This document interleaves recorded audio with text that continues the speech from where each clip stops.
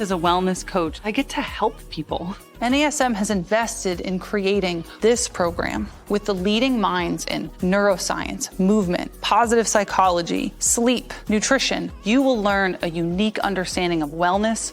I'm excited for you to take this course because there is nothing else like it in the fitness and wellness industries today. This is the course that I wanted 5 years ago, a gift in my mind to an industry that is thirsty for more.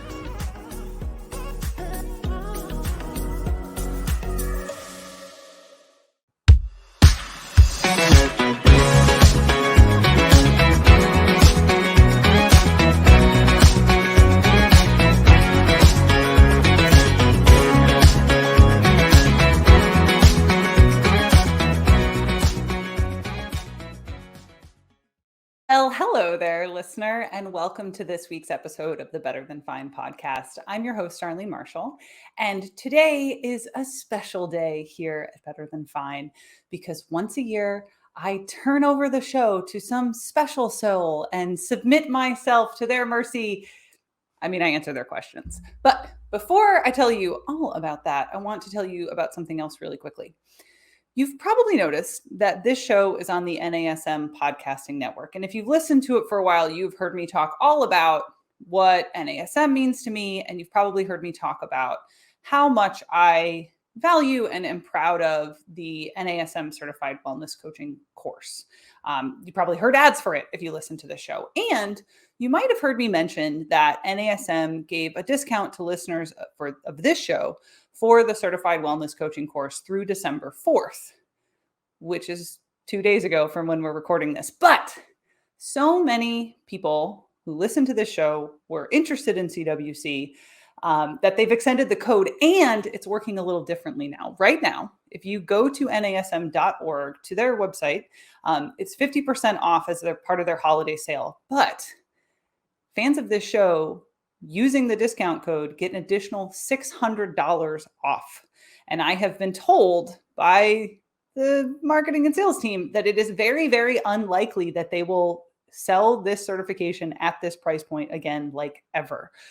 Our code is the lowest price that they've ever offered, and they've now extended it through December 31st of 2022. So through the end of the year. So if you've been on the fence, if you have been thinking about becoming a certified wellness coach, doing the course, you're going to want to jump on that. So the promo code is Marshall CWC. You go to nasm.org, click wellness at the top, and that's all the information about the certification. But be mindful when you check out, the code is Marshall CWC. There's also direct links on my Instagram and on my LinkedIn. Okay, business done. Let's get to the fun part. So I've been thinking about how to introduce the guest host for this year's takeover show. If you're a newer fan of the show, every year in December, the first week of December, it's my birthday, we have somebody else take over the show. And I want you to think about if there has been, a teacher, a mentor, someone in your life who has believed in you in a way that you don't believe in yourself. Like they see something in you that you later find out is there, but you don't know that great belief, it just unlocks something in you of your own potential. The guest host for the show today is that person for me personally.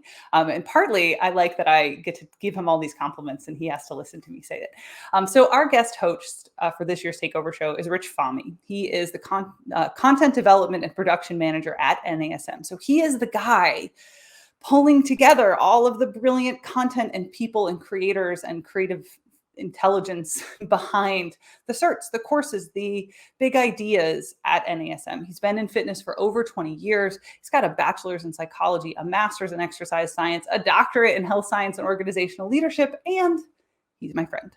So Rich Fahmy, welcome to Better Than Fine. You're in charge now. Take it away, friend. Wow. I didn't know I was going to need tissues for that introduction. You didn't warn me about that one. That's so kind of you. Thank you. And you're right. I can't say anything. And so you can say those things without my immediate objection. So I'm just going to say thank you. Thank you. And I will say the doctorate is in progress. So no one called me doctor yet, but yes. Oh, I was like, oh, is it done? I'm not sure if I'm just going to say it. So Close. Fine. Close. We'll get it there. And yeah, thank you for having me on for this very special episode. I'm so honored to do it. Happy birthday. Thank you. As we go ahead and do this. I will start out by saying, we originally thought we could call this Two Sagittarians in a Podcast, but at the risk of alienating all the Geminis and Scorpios who are more likely to be offended, we decided to go against that and then just, stick with the birthday takeover. So I will also say special shout out to folks across Instagram and LinkedIn who contributed questions, especially Neil, Jerry, Mallory, and Alejandro. And so I'll be doing a mishmash of questions because some of them were related and interrelated, and I may have some follow-up sprinkled in there. I also have one that I have not even hinted at, so we'll see how that one goes. You'll spot it when I say it. But I tried to group these in something that makes sense, but I'm sure I'll be going off of my prepared questions a little bit here, but we'll see. But anyway, could I try an intro? Yeah, go bananas, man. It's your show now. I just hang out here. Okay. You're listening to the Better Than Fine podcast. I am Rich Fahmy, your host, sitting in for Darlene on her annual birthday takeover episode, where we put Darlene in the guest chair. So I'll be firing some questions away from you as listeners that have come up over the past couple of weeks, and we'll have some fun. How's that? Was that good? Could I do this professionally at some point? What do you think? Oh yeah, take over the show, man. Eric's gonna fire me any second. Excellent. Okay, no, I don't want that. Eric, don't do that. Okay, here's the first one. First one is a positive psychology and sports performance question. I thought this was really interesting because we hear about sports psychologists and whatnot, but I don't know that positive psychology gets specifically mentioned in sports performance. But the question comes from, it sounds like the mother of a Division I swimmer, or aspires to swim at the D1 level, loves practice, but actually hates competition, even though they're very talented.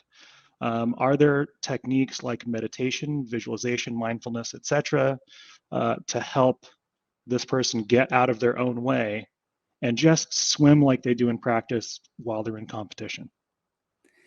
Yeah, I will admit to having to stretch and struggle to wrap my head around an effective answer, because of course, whenever I go into trainer brain, the answer to every question is it depends, and there's so many variables that one might approach. And you're right, Rich, in your question setup, it's like, oh, my brain immediately goes to sports psychology.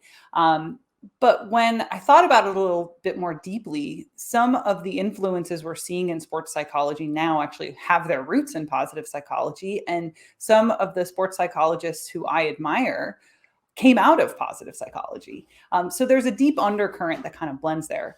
But when I really dug in with myself about, well, how do I relate to this question? It was less as an athlete, because I always played team sports, right? I always had like other people to rally me and help me get in the space. But related more to how I feel about when I was acting. So I used to be an actor. That's what my undergraduate degree is in. And it was not uncommon for me to love the entire process of rehearsal, of building my character, of playing with the beats and the motivations. And then after opening night, not wanting to do the show anymore. And so to me, that feels very similar to this. And the first thing that I would want to know about this athlete is, what do they love about whatever their sport is, in this case, swimming? Like, what do you love about swimming? What do you love about practice? What is it? And how could we carry that strength into the competitive experience? And that would be a really classic positive psychology approach, is like, what's good about the part of it that you like? What are your strengths? And how could we leverage those strengths into the part of it that you're struggling with? The other big one that jumped out to me is, how could we prime flow? Because what it sounds like to me is this athlete is able to get into a flow state, into a rhythm in practice, but the pressure, the intensity of competition is distracting from the thing he actually loves, which is swimming. So whether it's music, again, when I think about myself as an actor on the shows that required a lot of solo time, I did a few solo shows. My whole from the moment before I stepped on stage, back about 90 minutes would be really staged to prime me to walk out on stage in a state of flow. And oftentimes that involved music, it involved breath work, it involved some embodied work like yoga asana. Specifically in this question, she asked about mantra.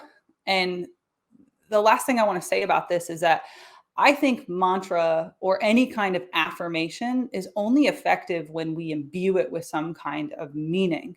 And in the case of, a real affirmation or a mantra, it's almost like a clap, right? It snaps you out of one state of consciousness and into another. And so whatever it is that he's saying to himself, that he's repeating in his mind, or anybody, it's got to resonate in order for it to work. It can't just be like nonsense syllables for it to be effective if what we're trying to do is prime a certain state. So if we were going to go that route, I would say, like, what's something that you say to yourself in practice, and what does it mean? And how could we use that as a lever to pull to prime a different state of being? It's a big question, so that's why it's got such a big answer. I love that. So do you think you can actually use pressure or pressure situation to trigger flow? Oh yeah. But I think there's also, like, it's easy to miss the mark, right? Like I'm not the expert in this. I would defer to our friends over at Exos. But I think that it's easy, whether we're talking about athletic performance, public speaking, teaching, presentations, like pick your thing. When we over upregulate our nervous system, right? You get too much excitement, too much adrenaline, what people would call nervousness. Now you're so jittery, you're creating that up cycle of, like, I feel nervous. Oh no, now I'm more nervous. Oh, I'm watching my nervousness, like stack. And that's not going to prime a flow state. But a bit of adrenaline, a bit of stimulation allows us to be upregulated enough to hit that groove, because you want to be upregulated enough that you have attention and focus, right? Like taking a nap is not a flow state. But you don't want to be so upregulated that you're like nervous and can't get in the groove. Gotcha. That makes sense. So you're kind of finding that optimal level of stress to actually perform, right? Because that's a necessity, depending on the type of activity and your skill set going in. Love it. Yeah. Like, and that's actually my favorite reframe for stuff like this. I use this in myself, is like, oh, I've got a big speech coming up. I'm starting to get nervous. I put that in soft quotes. If I can tell myself, like, you're not nervous, you're just excited, right? Like you're an appropriate response is to be excited. Like you need a little bit of stimulation to get up in front of the room and do the thing. Like I always feel my stomach drop a little bit when the countdown starts, when we do the show. And it's being able to catch that and tell myself what it is and what it isn't, so that I can use it instead of like being overstimulated. Mm-hmm. Perfect. I think that's great advice. Okay, now you mentioned acting, and this actually leads us into another great question that we got. And I know you've hinted at it and on social media and on this show, but we did get a request for you to tell your superhero origin story. Oh. And an add-in from a mutual friend of ours did ask about theater in particular. So if you want to talk about theater and how that informs your career today, we can do that as well. But whatever aspects of your superhero beginnings, the would you like to superhero origin story? Yeah. This mutual friend of ours who asked for it to be on the show knows that I like to joke that I'm an X-Man. So when I grew up playing all the tall people sports. Right. I'm 6'1". I played basketball. I played volleyball, but I didn't think I wanted to play in college because I was going to school to be an actor. I didn't think I'd have time. And so I turned down my offers to play in college. I took a year off completely from sport. And then when I was a sophomore, I got recruited pretty actively by the UAlbany women's rugby team. They saw me walking around campus and they told themselves, we want her. And so I started playing rugby and I loved it. And for anybody who doesn't know, most people, of course, react like, "Oh my God, rugby!" But like, it is such a fun and visceral game, and the people, there's such an incredible community around rugby, especially women's rugby, because it's so much smaller and more like intimate, and you just form these incredible friendships. And so, what I didn't know at that point in my life was I have a genetic disorder that predisposes me to joint dislocations. And so tackling 200-pound women for fun was definitely the wrong sport. And so by the time I was 23, I couldn't walk barefoot at all. So I had to put on sneakers in order to use the bathroom at night. I couldn't carry anything in my left arm. The weight of my own arm would start to slide the ball and socket joint of my shoulder out of the socket. And I would actually like walk down the street with my thumb hooked in my backpack strap to keep it from happening. And one day I was having a hard time getting off the couch. And my then husband, I made a joke when he came to help me off the couch of like, oh, it sucks getting older. And he's like, what do you mean? I was like, well, getting older, your body doesn't work right. He's like, we're 23. And at that point in my life, I had genuinely thought that everyone was in pain all the time because that was my lived experience. And him questioning that, so I had said to him, like, what, you're not like, you don't feel like your body's falling apart? And he said, no. And that light bulb moment of not everyone is in debilitating pain all the time changed my life, changed the whole trajectory of my life. So when I went to the doctor to ask them about that, I was diagnosed with Ehlers-Danlos syndrome. Fortunately, it's the type that isn't fatal, but it is very uncomfortable to live in an EDS body. Unfortunately, the physical therapist I was referred to, this is 15 years ago. So they told me, you're not going to get better. You're not going to hike mountains and rock climb and run races. Like, you're going to be a sedentary person. Like, it's time for you to lower your expectations. And so I fired them and essentially decided like, hey, I did a lot better when I was stronger, when I was lifting to make me a better basketball player. Maybe there's something here. And I spent the next 5 years figuring it out on my own through trial and error. And that's what led me out of the entertainment industry and into the fitness industry was, okay, by 27, I was running 5Ks and rock climbing all over the country. And if I could figure it out, maybe I could help some other people figure some things out too. And I knew I didn't want to be a physical therapist because of that experience. I didn't want insurance companies telling me what I could help with. And I knew I didn't want to work at the clinical level. And so I was fortunate enough to find a trainer education program and eventually get hired for a big corporate gym. And that set off 8 years of being a trainer. And from the very beginning, working with people with chronic illness or who'd had catastrophic injuries, essentially the people who walk in and the membership advisors are like a little bit scared.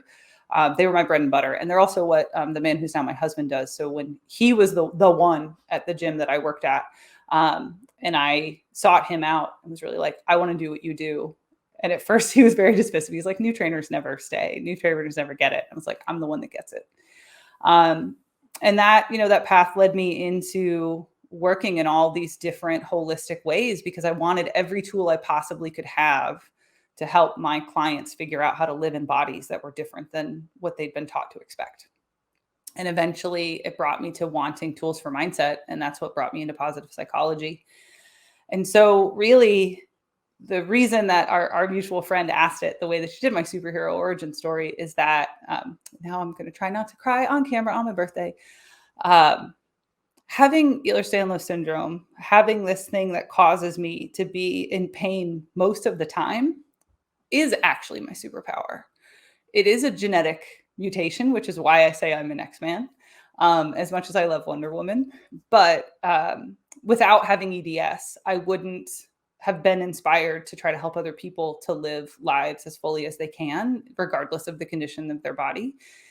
It caused me to learn how to question my assumptions about life and living and other people's lived experience versus my lived experience. And it's what has driven me to learn so much about the human body and mind and experience and integration and how we grow. And it's also given me a life where I don't have this assumption that I'm always going to be bulletproof because, when I was 23, I was in a condition that most people don't have until they're retired. And I don't take any of that for granted. And it also means that I really can meet my clients where they are emotionally, because you might look at me and think like, oh, look at that big, tall, strong woman. And what you don't know is that I literally couldn't walk when I was 23. And so at a time that everybody else is off making their like big mistakes, I was doing a lot of physical therapy. So there you go. I managed to get through without crying. Wow, that was amazing. Thank you for sharing all that. That's a huge amount of vulnerability you just threw out there. That is a wonderful story of someone's own experience and pain informing their mission. Really is what that is. You know, your fans and your clients and listeners are I'm sure in some strange way grateful for your own experience. Even though we don't wish that upon somebody, but you've been able to turn that into something that helps other people. So nice work, my friend. You're listening to the Better Than Fine podcast. I am your host, Rich Fahmy. And if you're wondering, Darlene sounds different, it's because I just said my name. It's Rich Fahmy, and it's not Darlene doing the hosting duties. And I am instead in the host chair, and Darlene is in the guest chair today on her annual Birthday Takeover episode. So with that, you just talked about kind of, you know, transitioning into the fitness arena. Definitely something that was not necessarily clinical because of your own experience with it. I will say I had a very similar experience, but mine was neurology. I eventually saw fitness as a form of well care and health care, and Western medicine generally becoming more about disease care and sick care. Even though, let's not get it twisted, right? Western medicine does some things extremely well.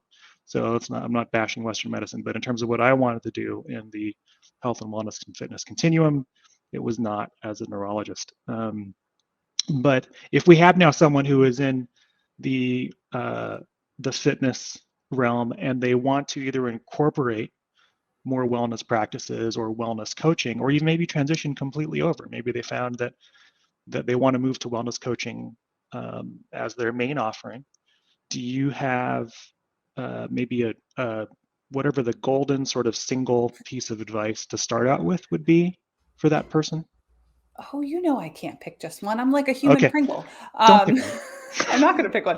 And I saw it. I was like, there's not one piece of advice. Like the answer to every training and coaching question is always, it depends. Yeah, that's true. But I'm shameless self-promotion here. I did write a book on this. So if you go to my website, darlene.coach/fitness, I think I still even have the discounted price up from when I was off speaking a lot. So the book is called Personal Trainer and Wellness Coach, and it is literally about this question. But I'm also going to answer the question.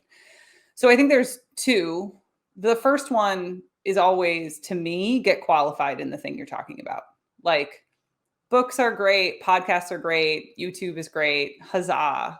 But find a certification in the thing that you want to say that you are an expert on. And I know a fair number of people who are like, yeah, but certifications are just the certification companies trying to get my money.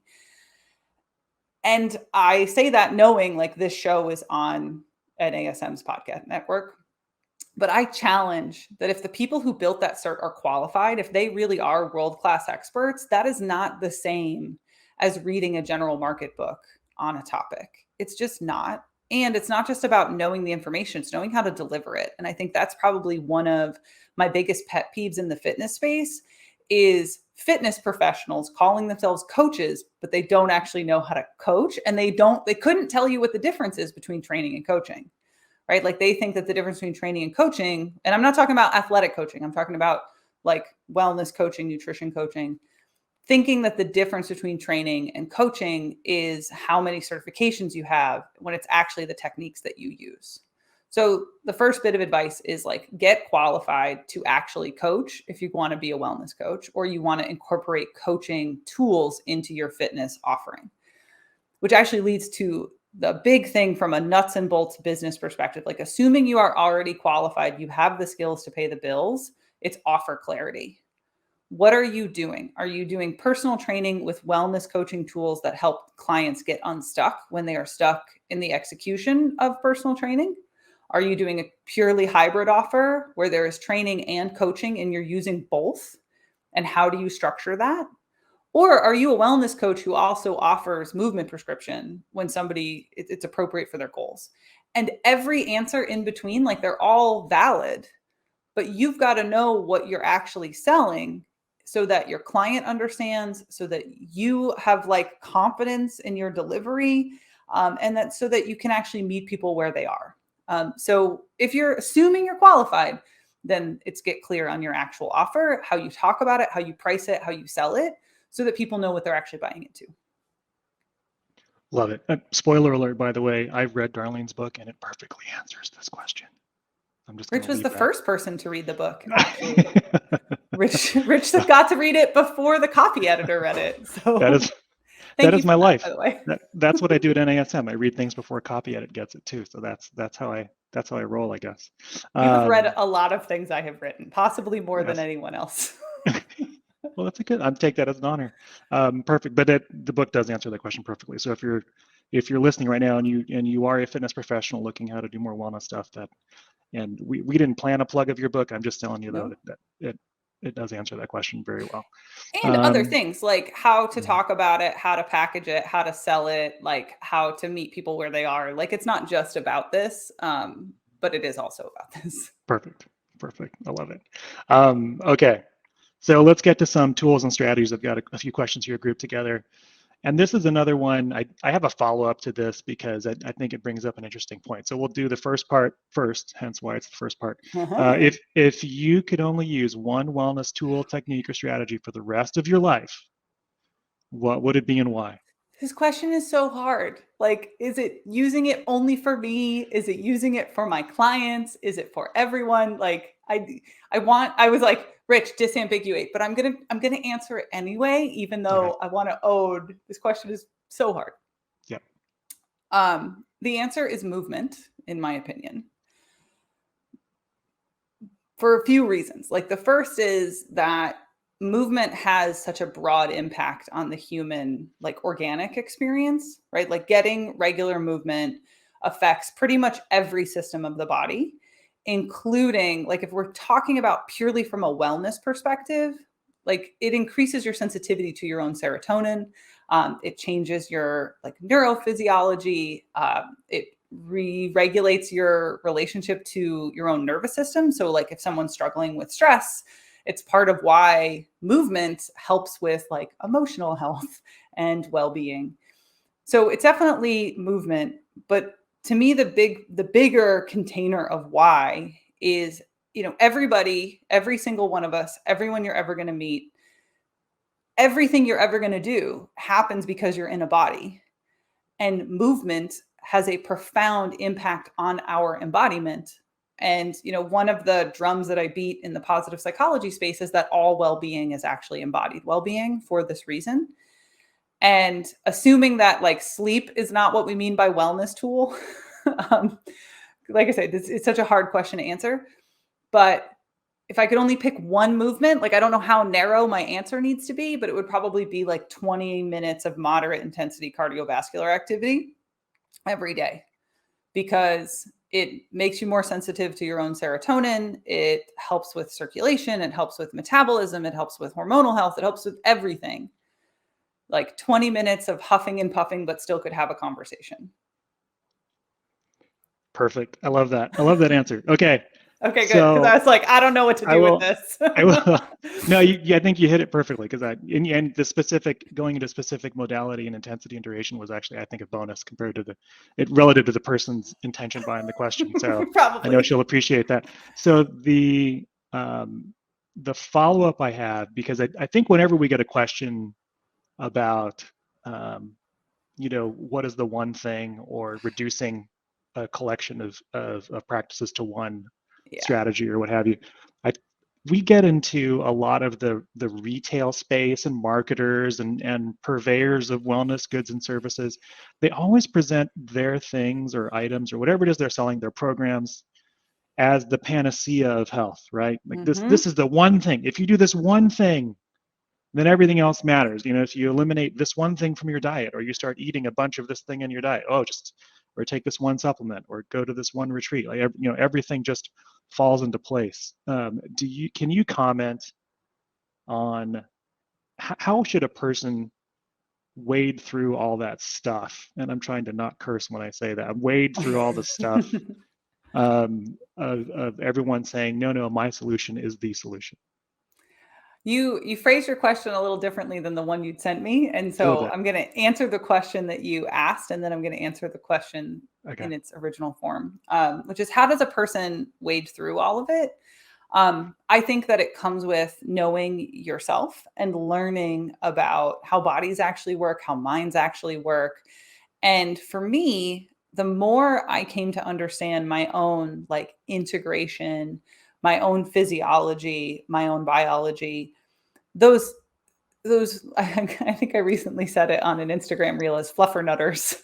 Those fluffernutters start to fall away. Like the things that Yeah. don't make any sense and they don't resonate with you and they don't actually work, like try it. And if it doesn't work, then you can ask yourself, well, why?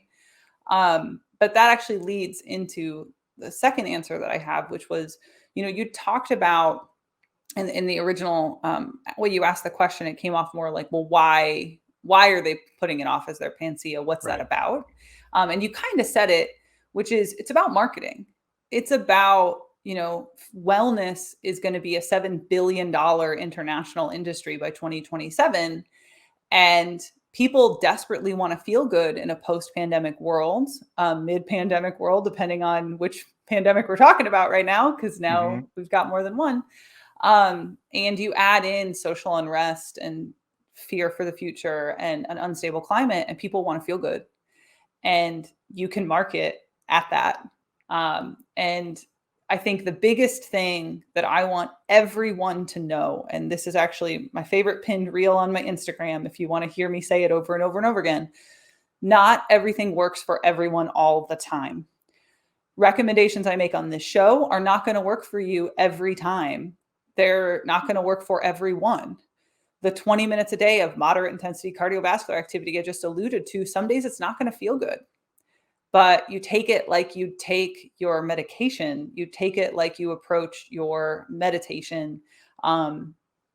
Meaningful wellness practices don't always work for everyone all the time because, as Ani DeFranco said, egos are like hairdos. They're different every day depending on how we slept the night before. And so you're going to wake up in a different state of being, and that's okay. But learning the real grounding practices of how humans actually work empowers you to cut through the fluff and utter nonsense that is just marketing and get to a deeper core of what's real and true. And, there are very few things that I directly put my name on. It is part of why I was willing to put my name on, our baby. I think of Rich's baby too, like certified wellness coach is I was allergic to the word wellness for most of my career. When NASM came calling and said, hey, will you work on this thing? And I was like, they're working on a wellness thing? And then they said, here's a lot of science. And I said, oh, okay, I'll take you for reals. And one of the things I'm really hopeful, and I don't feel like I need to hide this from the world, it's like, I want to change what people use the word wellness for, because there is so much nonsense out there that is actually hurting people. And I think what we have the potential to do is change what it means and what it does if we continue to have practices with integrity. And that's what I want. That's what I want a CWC to mean. There you go. There's a big answer, my friend. That's a fantastic answer. Yeah, let's see. You're watching and you're listening, actually, not just watching, listening to the Better Than Fine podcast. I am your host, Rich Fahmy, sitting in for Darlene. I really like saying that. I might say that a few more times Yeah, as say it this as much as episode you goes want. on. But we are on Darlene's annual birthday takeover episode. So Darlene is in the hot seat, as it were. And we were just talking about purveyors of wellness goods and services and their marketing intent or their strong marketing efforts to get you to buy into their solution as being the right one.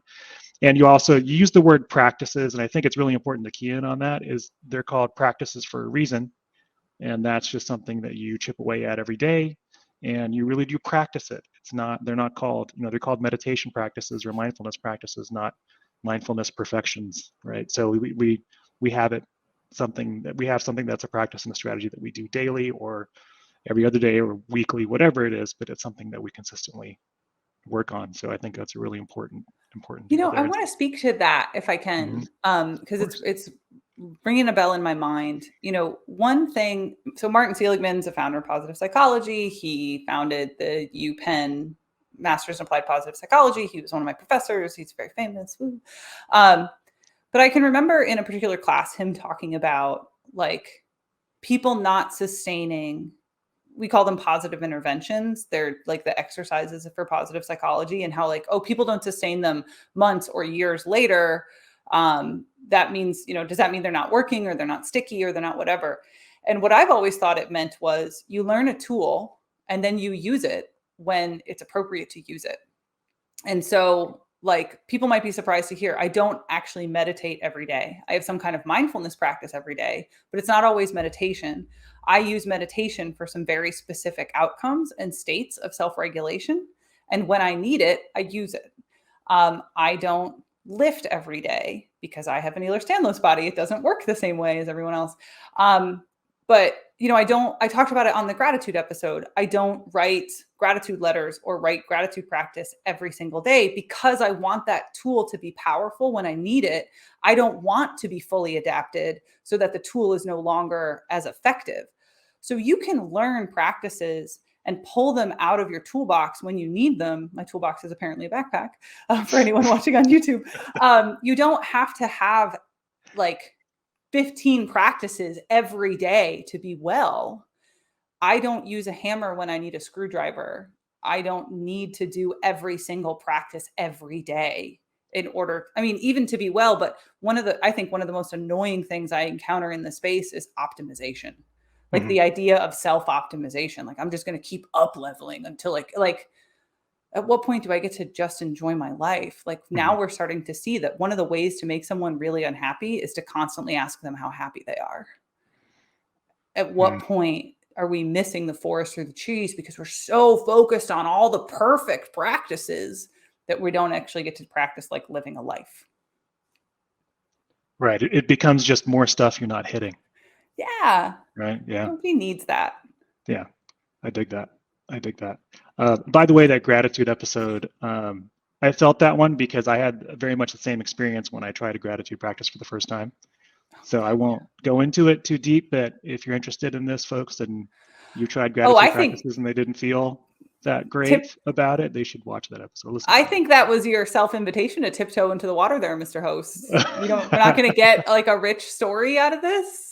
Well, I felt a lot of the same. Okay, I'll go into a little bit. I felt a lot of the same where I just it felt forced to me, and then because it felt forced, I didn't feel like I was doing it right.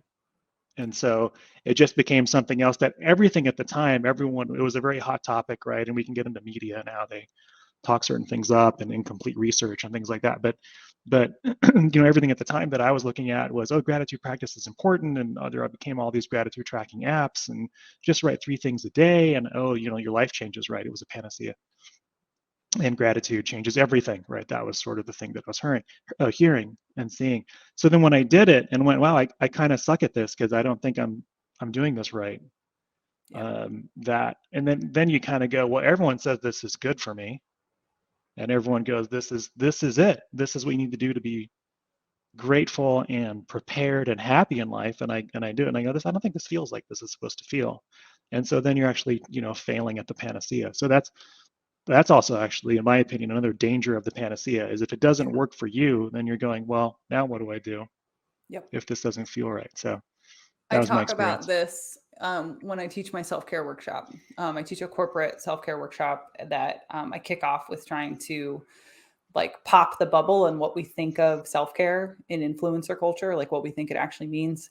And one of the dangers that I see of self-care culture that has evolved into this wellness culture that we now have is, okay, my favorite influencer said to do this. So when I went and tried it and it didn't work and I don't feel better. Oh, okay, now they say to do this.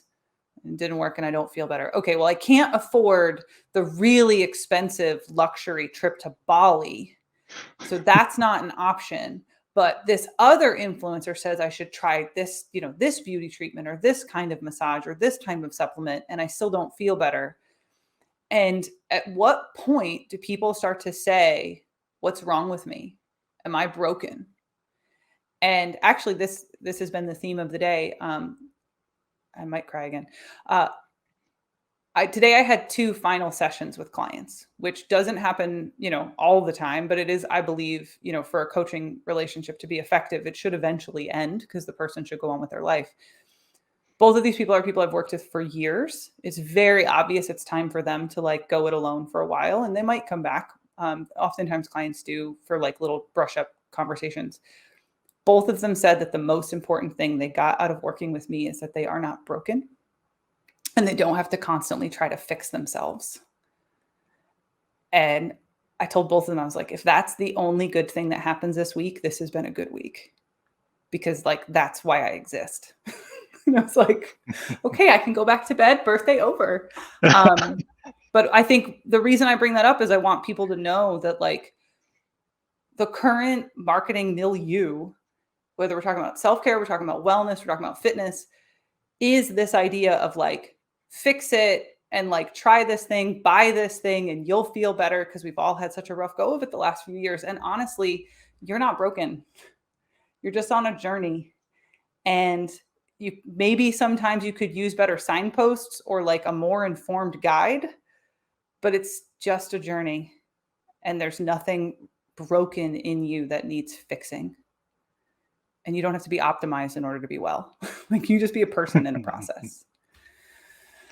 Fold up my collapsible soapbox and wipe my tears off and keep going. What else you got, That was Fabi? great. That was deep. We're going deep on Better Than Fine. We are going deep today. It's a good show. It's a fun show, but it's uncomfortable for me. I like asking the questions a lot more. Yeah. Well, I'm glad I could be part of your discomfort. That sounds super weird. I never thought I'd say that, but there's a German term for that, actually, to take pleasure in someone else's discomfort. So Schadenfreude is pleasure in other people's pain. Freudenfreude is pleasure in other people's pleasure. Oh, okay.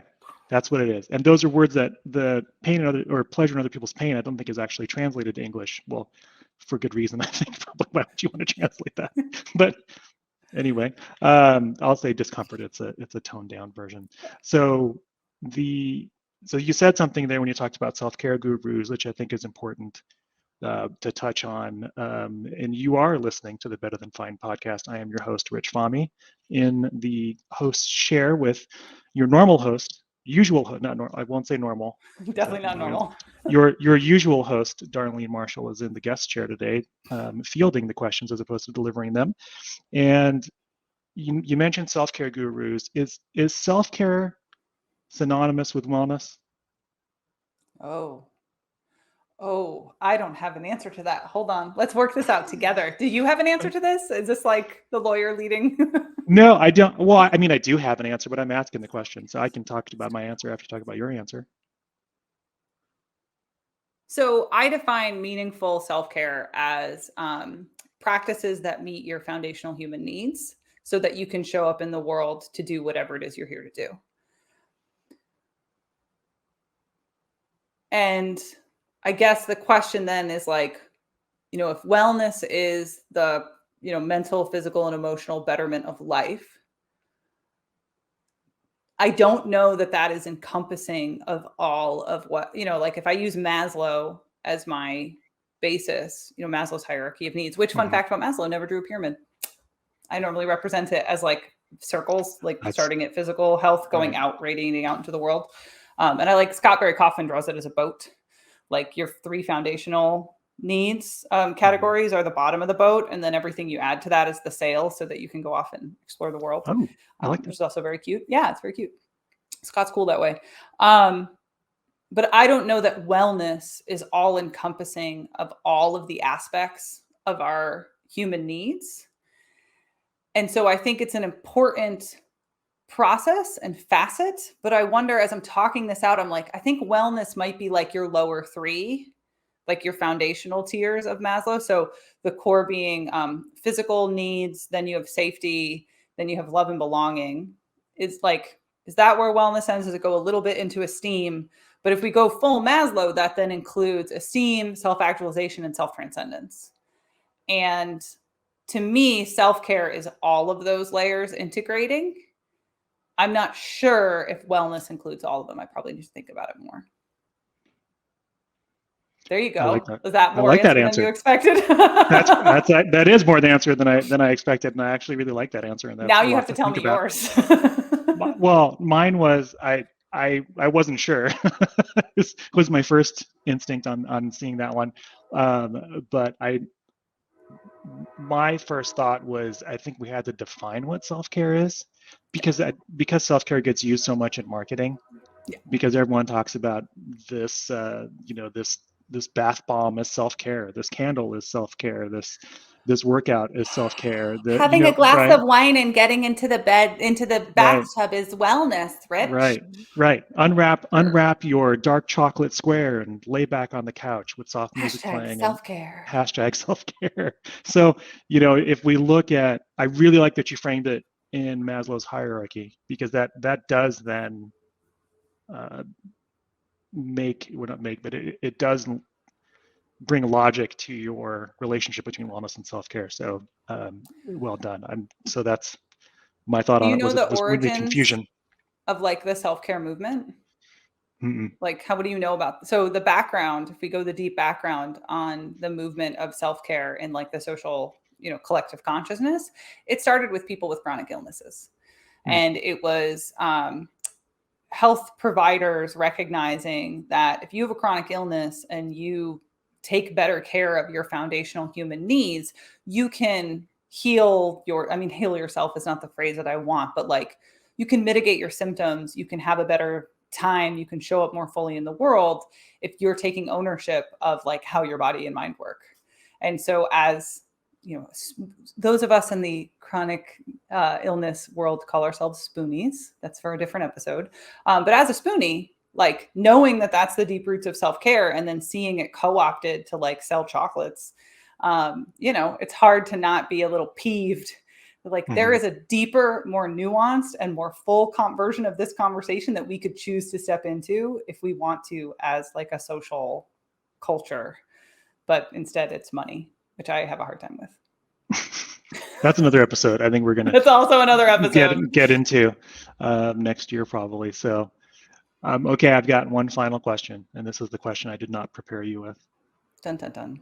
All right. Who is your favorite NASM employee, and why is it Senior Instructional Designer Jerry Dow?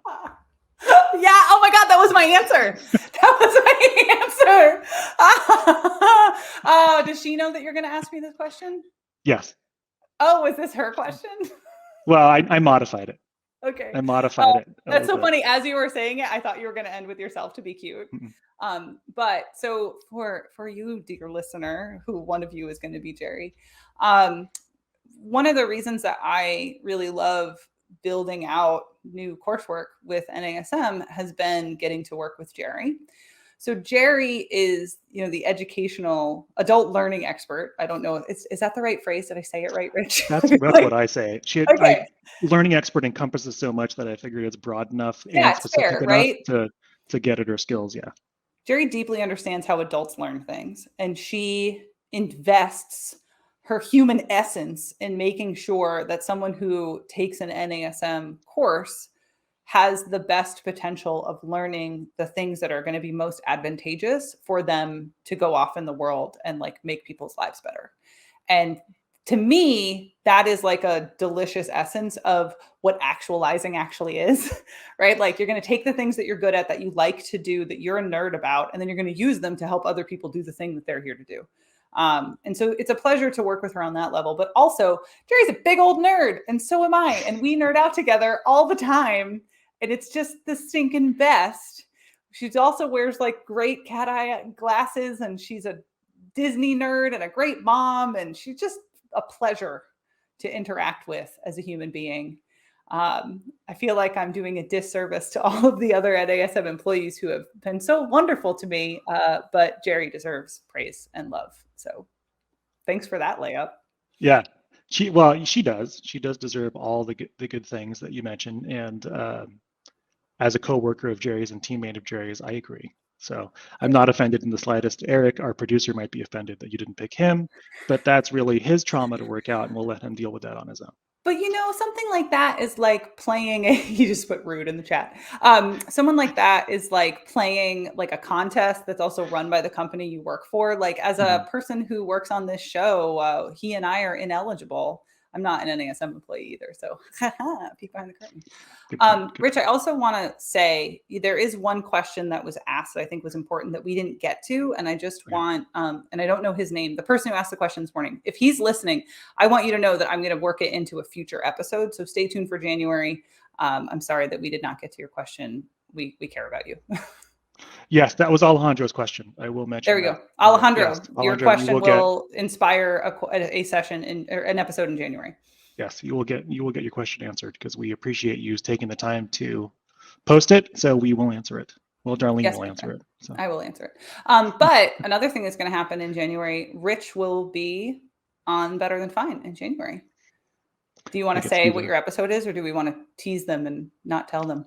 I mean, we could sort of tease. I mean, the idea is, when we talk about the panacea sort of deal going on in marketing and all that, I think a huge part of that is diet culture. And, all the research in the world is not all the research in the world, a substantial amount of research is showing how, something you recently just talked about, intuitive eating is a far better strategy when we're looking at weight loss. But then also diet culture does a lot of damage when it comes to our perceptions of ourselves, what we believe we need to do to be healthy. And so we're going to tackle that with the NASM way, which is evidence-based, peer-reviewed information. Yeah. And good thing I plugged all of your creds at the beginning because you're that evidence base for this episode, for that episode. Perfect. I think, can I take it back over? Is it sure, go reins time? are handed back. Yeah. All right. It's my show again. Rich Fahmy, thank you for being the facilitator of my discomfort. Thank you for having me as the facilitator of your discomfort, and anytime. Yeah, I appreciate you, my friend. So you've been listening to the Better Than Fine podcast. I want to circle back and give you that discount code that we talked about in the beginning. If you're interested in CWC, it's Marshall CWC at checkout for the full discount. If you have been enjoying this show, well, there's a few things that I want to invite you to do. The first, reach out to me. Questions, comments, feedback, stuff you want us to do an episode on. You could email me, info@darlene.coach. You can find me on Instagram. I am darlene.coach. LinkedIn, easy to find. Don't be a stranger. If you're a fan of the show, I hope that you've already subscribed, but if you haven't, go ahead and do that. Thank you to everybody who's been writing us reviews. I've actually had a few of you DM me about how to find reviews. So if you can't find it, shoot me a DM. I really do appreciate it. It helps the algorithm boost us and other people to find the show. And you could share about the show on socials and go ahead and tag me if you do that. And thank you so much, everybody, for your questions. Thank you for loving this show as much as we love you. Be well and take care of yourselves.